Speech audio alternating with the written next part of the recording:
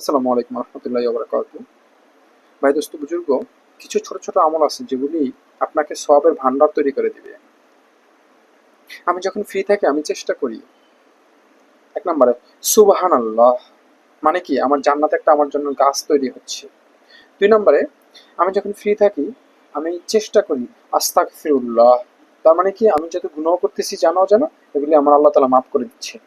তিন নম্বরে আমি যখন ফ্রি থাকি আমি আমার রাসূলের উপর দুরূদ পাঠ করি, এতে গিয়ে আল্লাহ তাআলা আমার উপর 10টা রহমত বর্ষিত করেন। ৪ নম্বরে আমি যখন ঘুম থেকে উঠি সকালবেলা, তখন আমি উঠেই ফজরের ২ রাকাত সুন্নত নামাজ পড়ি, যেটা পৃথিবী এবং পৃথিবীর সবকিছুর চাইতে উত্তম, দামি।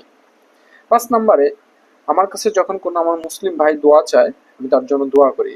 তখন আল্লাহ তাআলার ফেরেশতারা আমার জন্য দোয়া করে। ভাই, ছোট আমল আজ থেকে শুরু করুন। ভালো থাকবেন, ভালো রাখবেন। আসসালামু আলাইকুম।